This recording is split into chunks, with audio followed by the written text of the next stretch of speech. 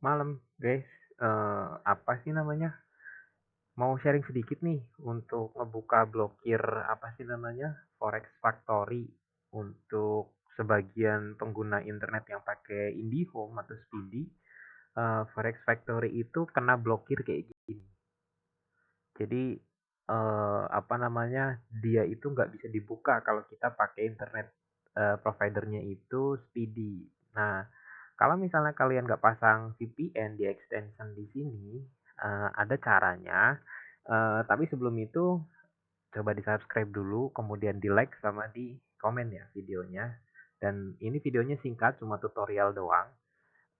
Jadi kalian buka Google Chrome gitu ya untuk ngebuka filter ya. Ini bisa dites karena apa sih namanya Forex Factory-nya itu nggak bisa dibuka. Forex Factory itu apa? Forex Factory itu adalah website kiblatnya trader bisa dibilang ya. Website untuk acuan dari trader ngelihat eh, akan ada news apa kira-kira dalam satu hari ini, eh, minggu depan, minggu ini gitu. Jadi kita bisa pakai Forex Factory itu untuk melihat ada high impact apa di news yang akan terjadi. Misalnya di US season nanti malam, kemudian di London season, NFT itu kapan, kayak gitu-gitu ya. Dan kalau misalnya kalian nggak bisa buka dari browser kalian yang menggunakan IndiHome ya, ini bukan menjelekkan IndiHome, tapi memang IndiHome itu ngeblokir untuk membuka Forex Factory. Ya bisa diganti dengan investing.com gitu ya. Kemudian juga biasanya gue pakai ini, tapi ya apa ya, kalau di Forex Factory itu lebih apa ya, lebih lengkap kalau menurut gue ya. Jadi buka browser kalian gitu ya. Ini tutorialnya mulai dari sekarang gitu ya. Buka browser kalian, kemudian kalian masuk ke tanda ini, tanda titik tiga di sebelah kanan atas itu ke menu setting, masuk ke privasi dan security ya di browser kalian, di HP pun sama gitu ya.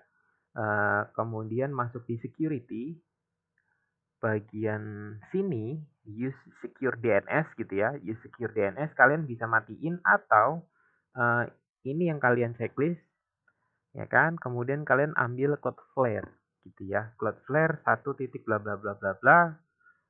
Udah nggak perlu disimpan karena ini auto save mungkin ya. Gue juga nggak paham. Habis itu tabnya ditutup. Buka tab baru ya. Kita buka Forex Factory-nya sekarang.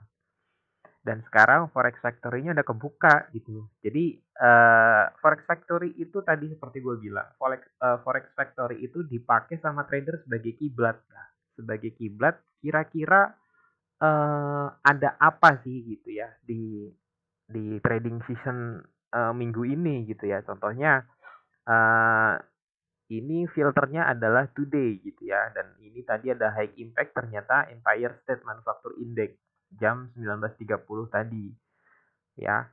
Kemudian kalau kalian mau ngeganti tampilan, bukan tampilan ya, kalian mau ngelihat besok gitu ya, kalian tinggal pencet arah sininya gitu ya, atau kalian bisa di sebelah kiri navigasi ini, navigasi kalian pilihnya itu show week gitu. Nanti dia akan nampilin seluruh news yang akan terjadi dalam satu minggu. Contohnya di sini. Dan kalau kalian mau filter, itu kalian cukup pencet sebelah sini gitu ya. Kalian bisa ambil yang expected impact gitu. Merah itu high impact, ini medium impact, ini low impact, dan ini netral. Jadi nggak ada efek apapun. Buat gue pribadi, Forex Factory itu gue ambilnya yang high impact aja. Kebanyakan trader juga gitu sih kayaknya, ngambil yang high impact gitu, apalagi yang terjadi di US season gitu ya. Contohnya awal bulan lalu gitu ya, tanggal ini gitu ya. Ini kan semuanya merah. Kemudian di sini kita lihat ada NFT gitu. Nah, di sini waktunya itu 19.30 di mana itu adalah US season. London apa Amerika gitu ya, waktunya US nge-trade buka market dan seterusnya. Dan untuk kalian nyamain dengan WIB-nya kita gitu ya, untuk WIB-nya kita, kalian itu perlu registrasi dulu atau buka buka akun di Forex Factory dulu gitu ya. Dan selain di apa namanya, selain kalender yang berguna untuk trader gitu ya, di sini juga ada namanya tab-tab gitu ya, tab-tab, dan di sini ada market analisa, kemudian ada pilihan broker juga gitu. Kalau kalian nggak begitu ngerti ya nggak usah dilihat, yang kalian pakai adalah tab kalender aja. Nah, di sini ada tab yang namanya tab trades ya. Di tab trade ini kalian bisa ngelihat trader yang menghubungkan akun gitu ya, trader yang menghubungkan akun MT4 atau MT5-nya mereka, akun tradingnya mereka ke dalam apa sih namanya, Forex Factory. Fungsinya buat apa? Kalau misalnya dia menghubungkan akun MT4, eee, live apalagi ya, gitu ya, trading mereka itu punya historical, kayak semacam data statistik tradingnya mereka, gitu.